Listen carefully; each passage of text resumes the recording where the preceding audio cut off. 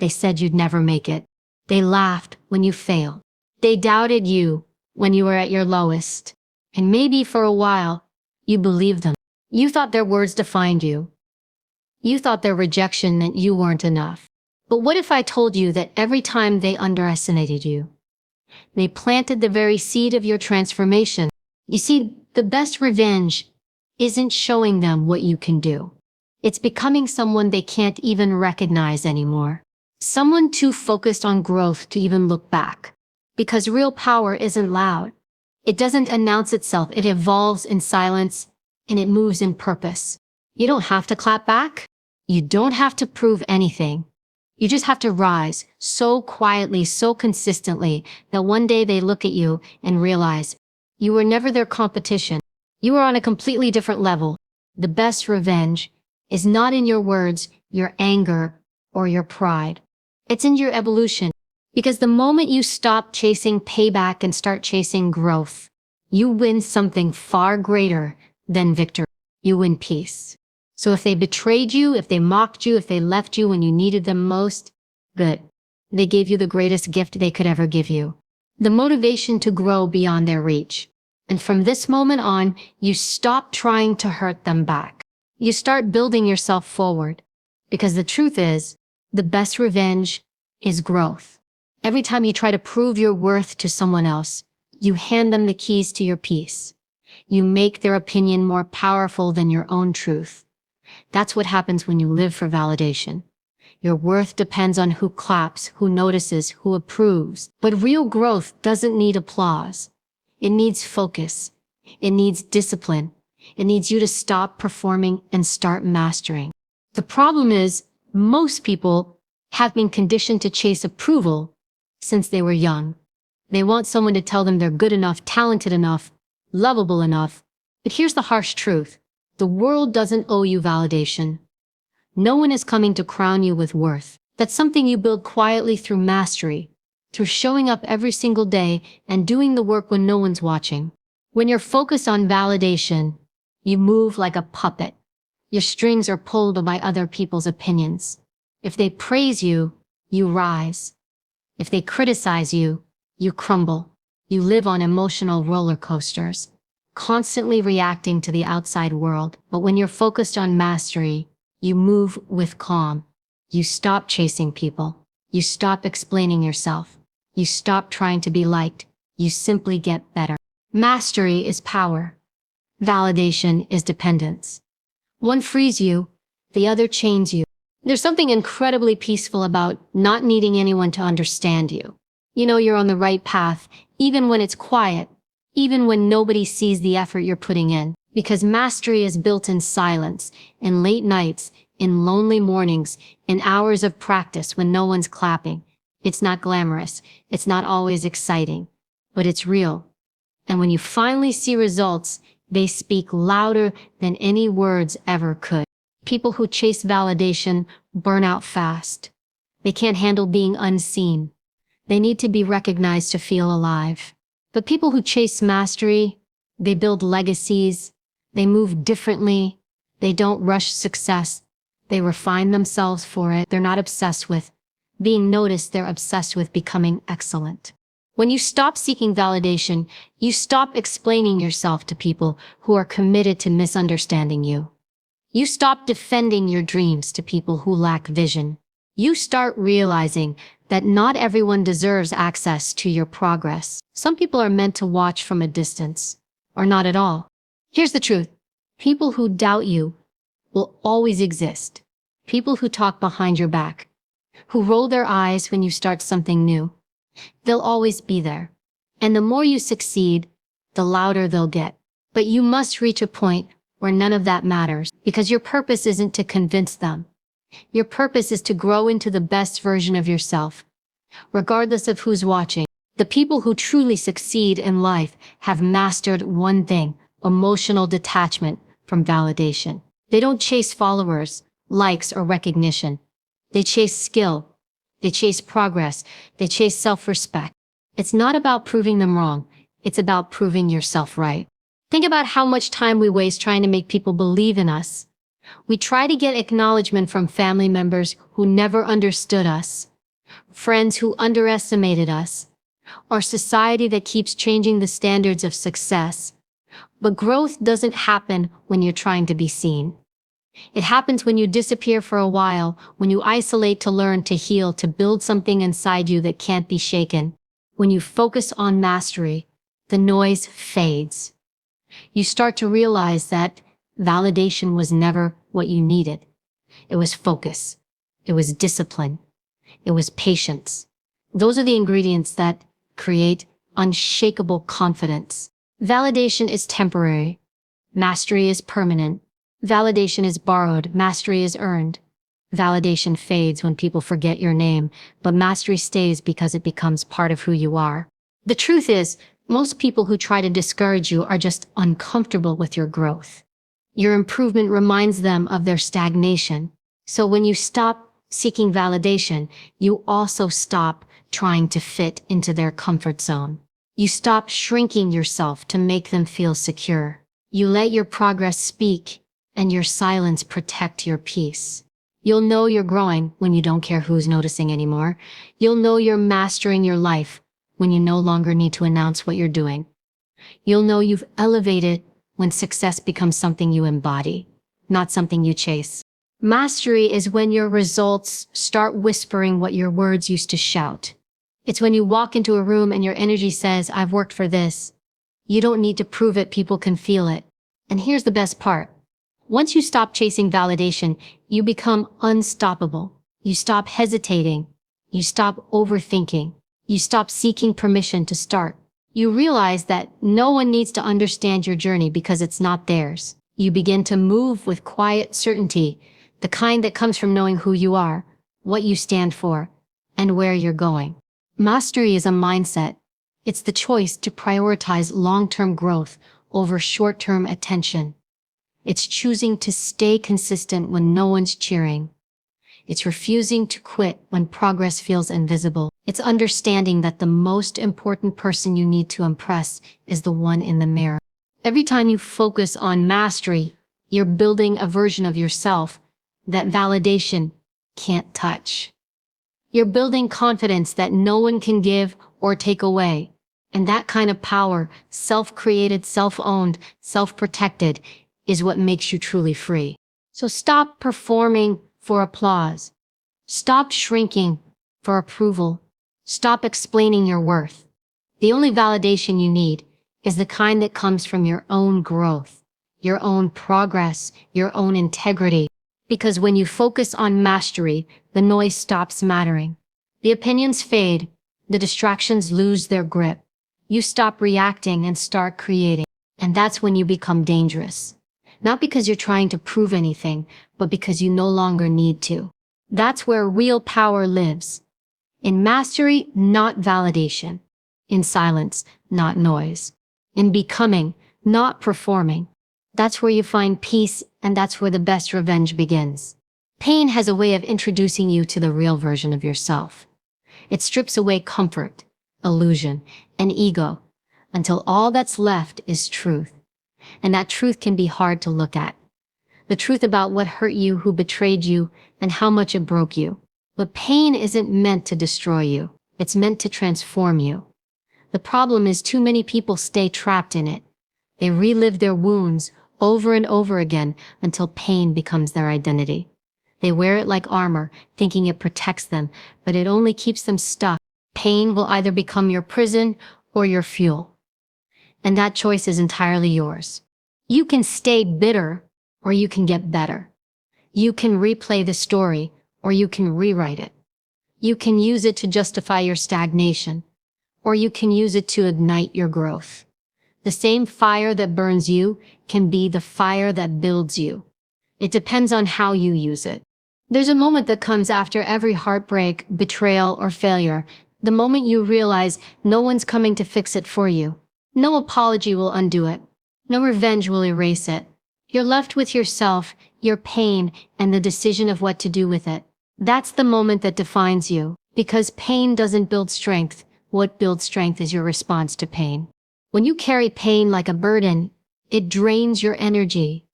It makes you reactive, defensive, and afraid to trust.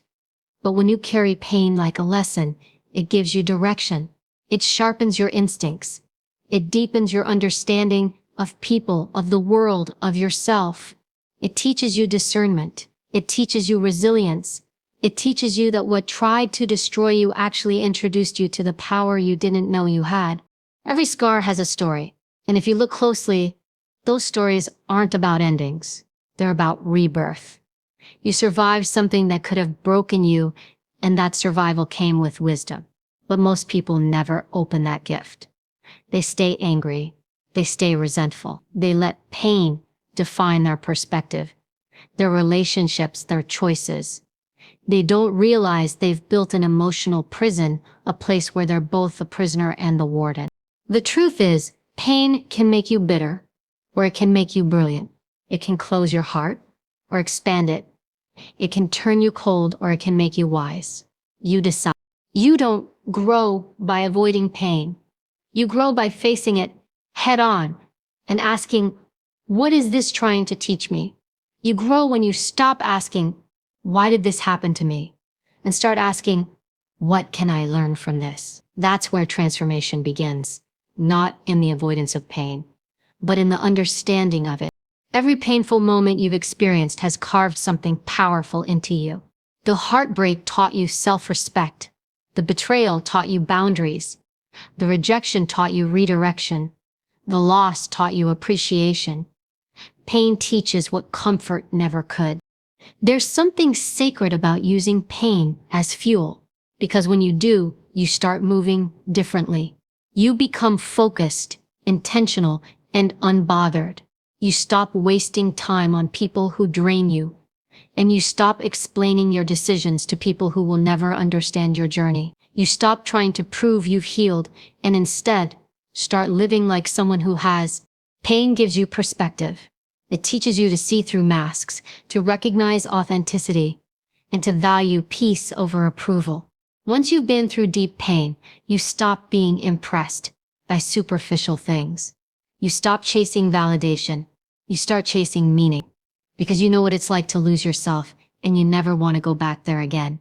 The hardest part of turning pain into fuel is letting go of the desire for closure.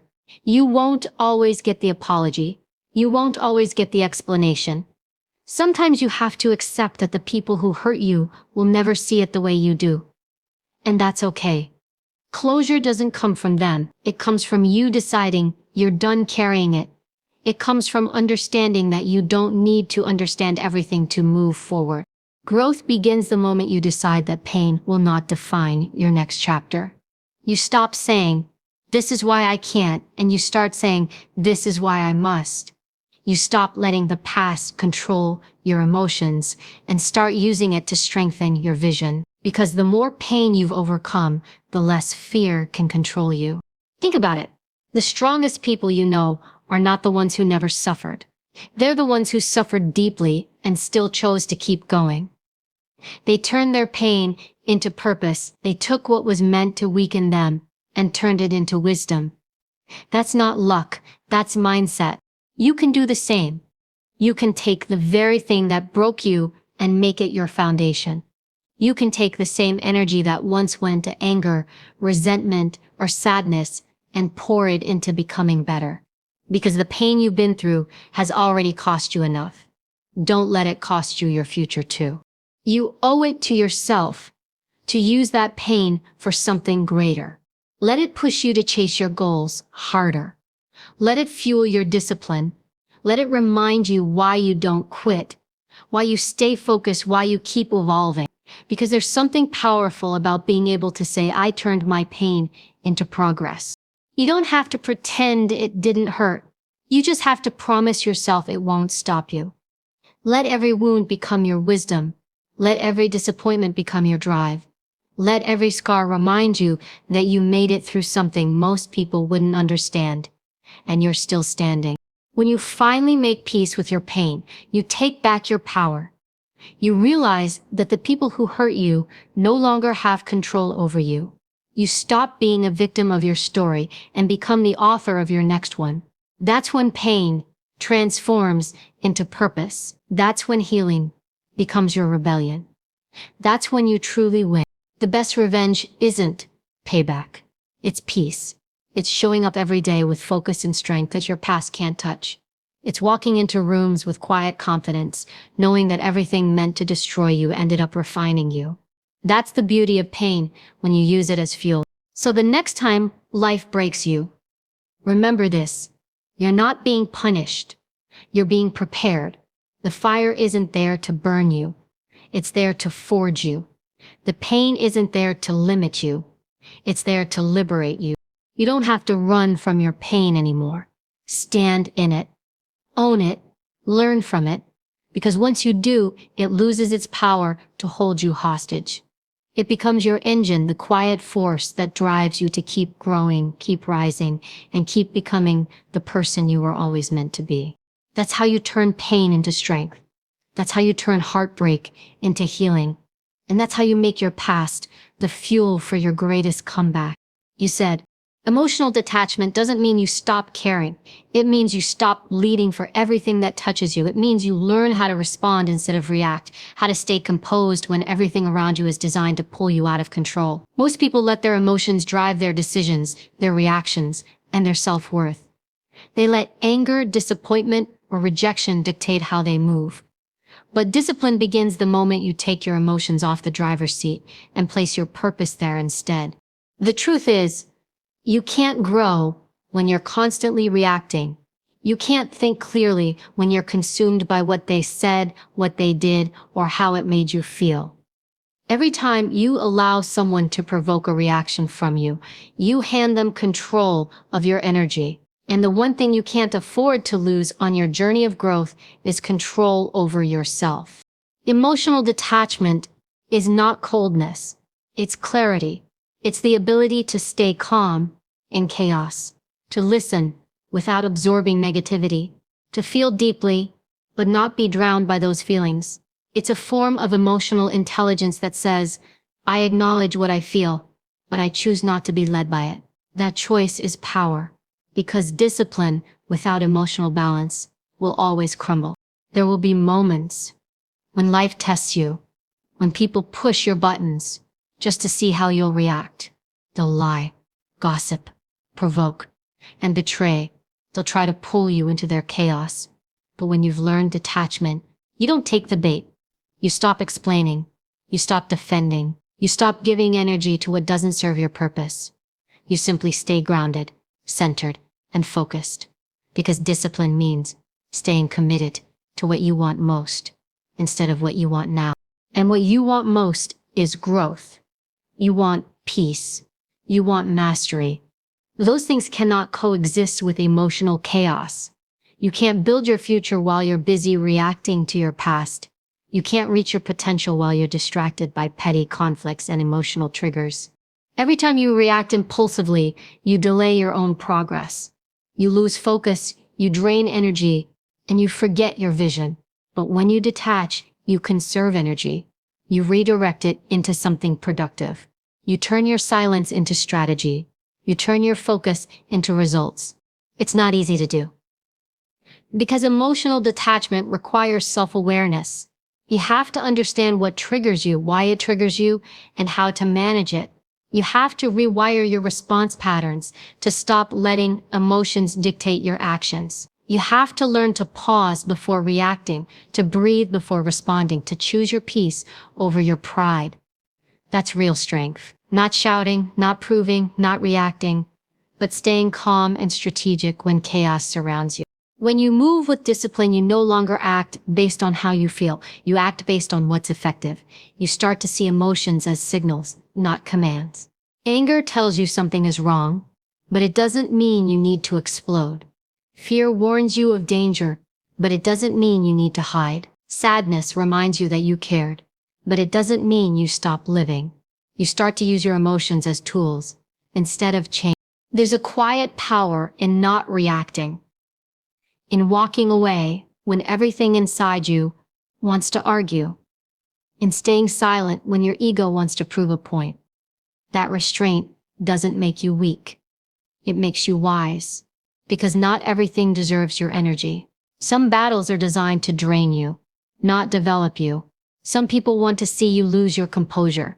Don't give them the satisfaction. When you detach emotionally, you stop being predictable. You stop being easily manipulated. You become grounded, steady, and dangerous in your calmness. People who move with emotion are easy to read. People who move with discipline are impossible to control. Discipline means doing what needs to be done even when you don't feel like it. It means keeping your promises to yourself, especially when emotions tempt you to quit. It's waking up early when you'd rather sleep in. It's staying focused when you're tired. It's continuing to build even when no one's watching. Discipline is the bridge between your pain and your progress. But to walk that bridge, you need emotional control. Because emotions are unpredictable. They can lift you one day and crush you the next. If you let them rule your life, your journey will always be unstable. Some days you'll be unstoppable. Other days you'll lose momentum. But when you build emotional discipline, you build consistency. And consistency creates transformation. Think about the moments when you lost your temper, reacted impulsively, or made a decision out of anger. How often did it make things worse? How often did it drain your energy and distract you from your goals? Emotional detachment is the antidote to that pattern. It allows you to see things clearly, act strategically, and stay aligned with your higher purpose. When people say something hurtful or disrespectful, your instinct might be to respond. But what if you didn't? What if you stayed quiet and focused on your own growth instead? What if you redirected that emotional energy into building something they can't destroy? Your peace, your purpose, your success. That's the ultimate form of control. That's discipline in action. One of the hardest lessons in life is realizing that not everything deserves your reaction. Some things are meant to be observed, not absorbed. Some people are meant to be understood, not engaged. You start to understand that detachment isn't about being emotionless. It's about protecting your peace, your time, and your focus. It's about refusing to let temporary feelings create permanent damage. When you learn to detach, you start seeing people for who they are, instead of who you wish they were. You stop expecting fairness from unfair people. You stop expecting honesty from the deceitful. You stop expecting loyalty from the selfish. You see things as they are and choose your response based on wisdom, not emotion. That's what growth looks like. Quiet, composed, strategic. You stop reacting to every insult, every misunderstanding, every moment of tension. You let your results, your progress, your self-control speak for you. You stop matching energy and start protecting it. The most powerful people are not those who shout the loudest. They're the ones who stay calm in storms. They know that discipline is louder than emotion, and silence is stronger than noise. So learn to detach. Learn to breathe through your emotions instead of being driven by them. Learn to move with discipline, even when your heart is heavy or your pride is wounded. Learn to prioritize peace over proving, growth over reaction, and consistency over chaos. Because the truth is, not everything deserves your energy, but your growth always does. And once you master your emotions, no one can manipulate you. No insult can shake you. No betrayal can break you. You move with quiet confidence, calm strength, and relentless discipline. That's the mark of someone who's truly evolved, someone who no longer needs to react to win because their focus is on becoming. And that's the kind of power that doesn't shout. It moves silently, steadily, and unshakably toward greatness. There comes a point in life when you realize that chasing revenge only keeps you tied to what hurt you. The more you think about getting even, the more energy you give to the very people and situations that tried to break you. You begin to understand that real strength doesn't come from payback. It comes from growth. It comes from becoming someone so evolved, so unbothered, and so focused on your purpose that no one's betrayal, disrespect, or doubt can hold you back. When you focus on getting even, you stay trapped in the same emotional space as your enemies. You mirror their behavior, you become reactive, impulsive, and consumed by proving a point. But when you focus on becoming, you rise above that level.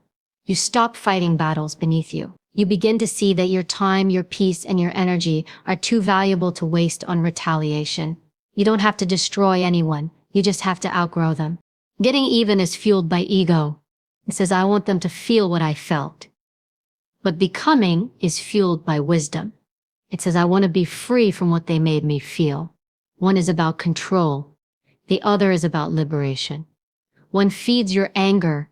The other feeds your evolution. And only one of them will lead you to peace. Every minute you spend thinking about how to prove someone wrong is a minute stolen from your growth. It's time and energy that could be used to build your future, your confidence, your healing. Because when you're focused on getting even, you're still letting them dictate your actions. You're still reacting to them. But when you focus on becoming, you take back your power. You move from reaction to creation. You stop replaying the story and start rewriting it. The truth is, success has a way of silencing everything that needs to be silenced. You don't need to speak. You don't need to defend yourself. You just need to keep evolving until your life itself becomes the loudest statement. The best revenge isn't making them suffer. It's living in peace, doing well, and being genuinely happy again. Because nothing confuses those who hurt you more than seeing you rise without resentment. When you focus on becoming, you start channeling your pain into purpose. You turn heartbreak into hunger, betrayal into boundaries, and rejection into redirection. You stop asking, why did they do this to me? And start asking, what is this trying to teach me? You begin to see that everything that was meant to break you was actually preparing you. Every closed door, every loss, every disappointment, it was all pushing you toward the person you were meant to become. Becoming is a journey of maturity. It's learning to let your progress speak instead of your emotions. It's understanding that you don't have to announce your healing. You just have to live it. You stop chasing closure and start creating peace. You stop explaining yourself to people who are committed to misunderstanding you. You stop performing for validation and start working for fulfillment. The desire for revenge keeps you small because it keeps you focused on the past. It feeds your pain instead of healing it.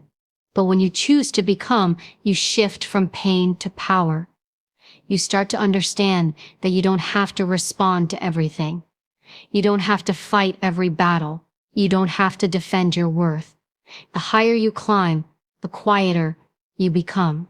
Because when you're truly growing, your energy naturally moves away from anything that disturbs your peace.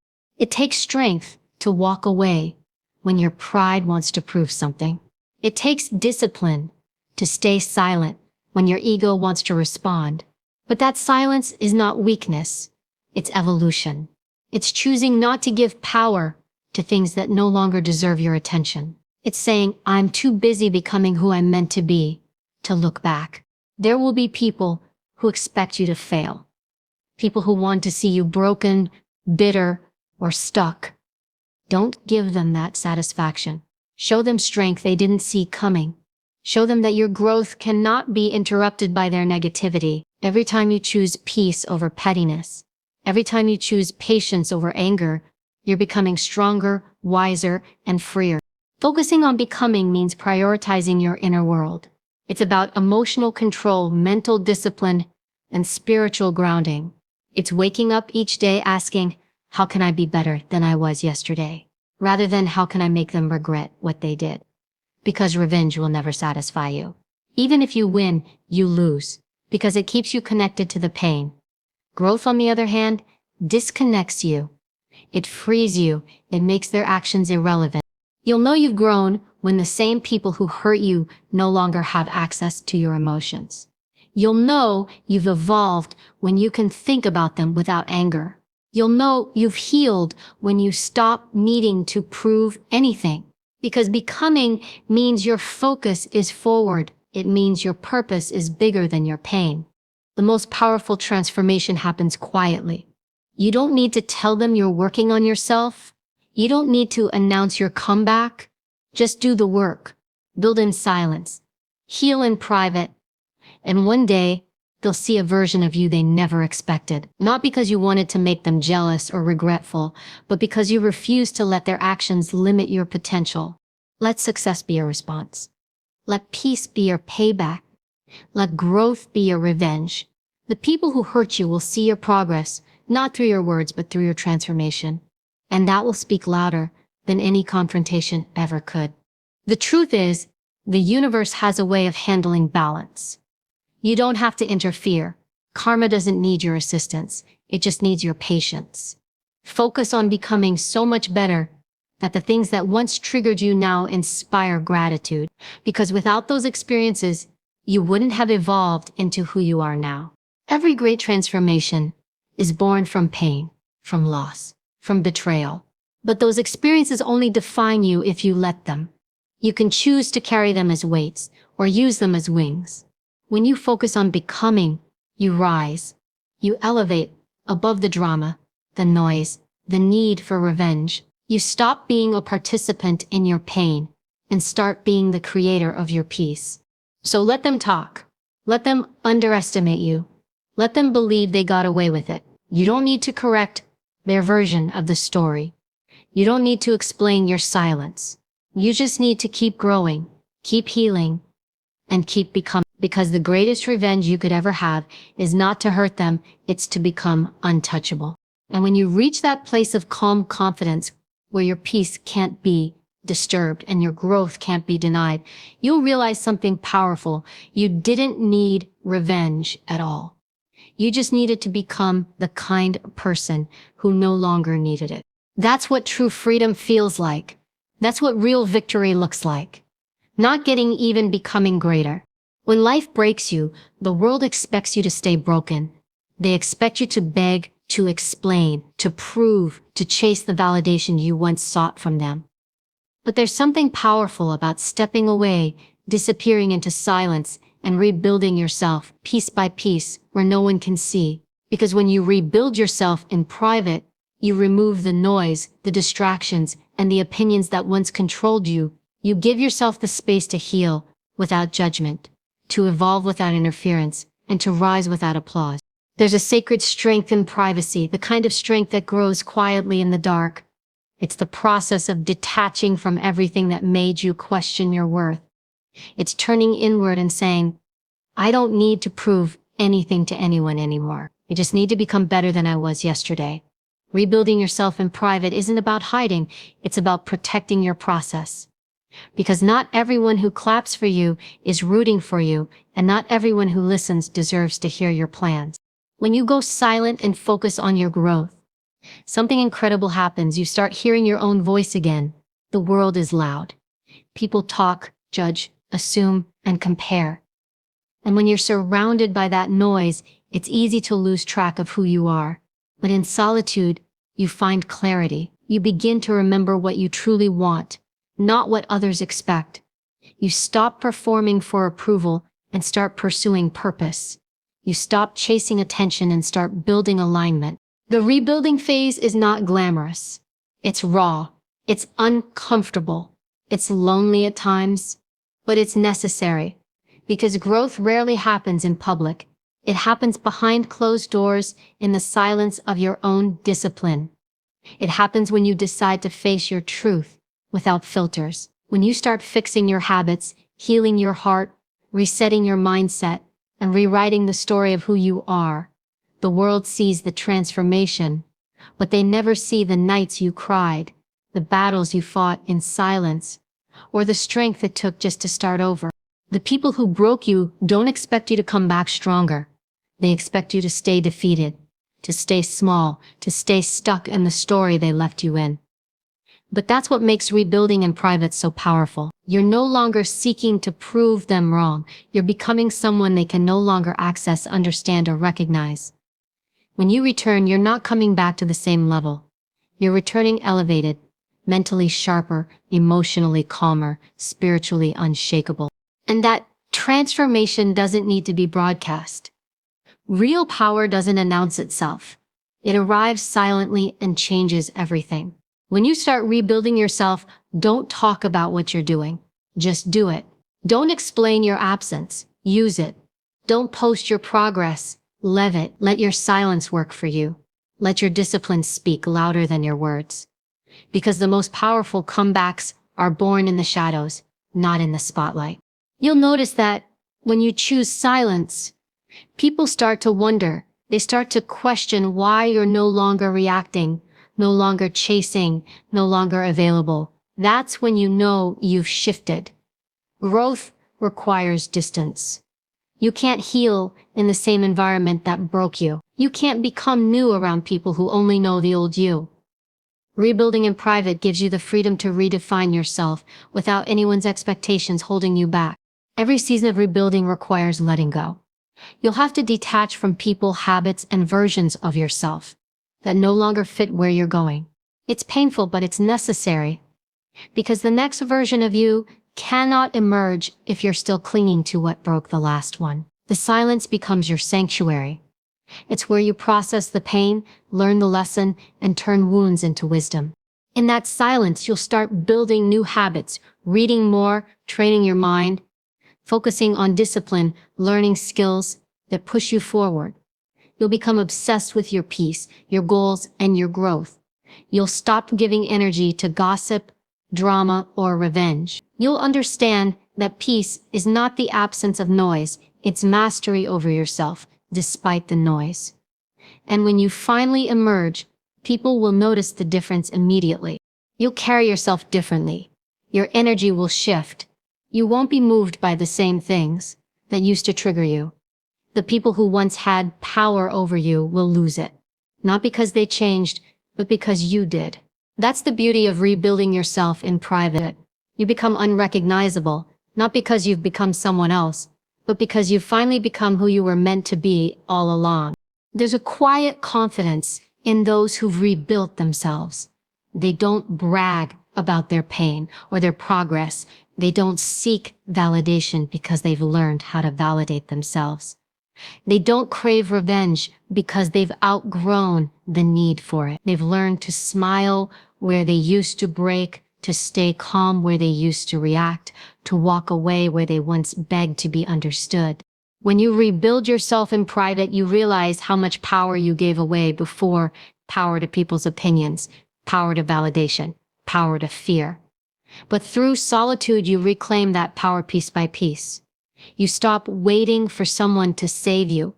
You stop waiting for closure. You stop waiting for the right time. You realize that the power to rebuild was inside you all along. And when you finally return, when you walk back into rooms, into conversations, into situations that once made you feel small, you'll feel the difference. You'll no longer seek to fit in. You'll no longer shrink yourself to be accepted. You'll move differently because you've grown differently. You won't need to announce your return. Your presence will speak for itself.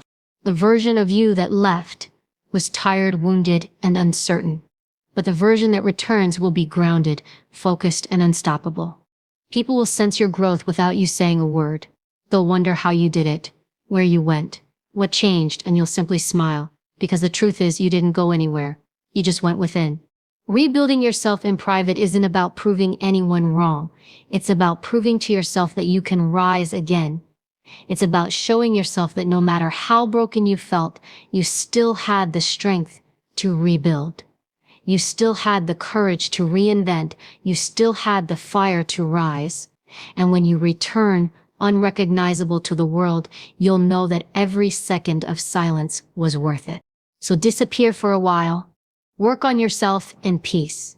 Heal your wounds, sharpen your mind, build your strength, and protect your energy. You don't owe anyone explanations for your absence. You owe yourself the commitment to your growth. Because when you return, you won't need to tell them you've changed. They'll feel it. They'll see it. They'll know.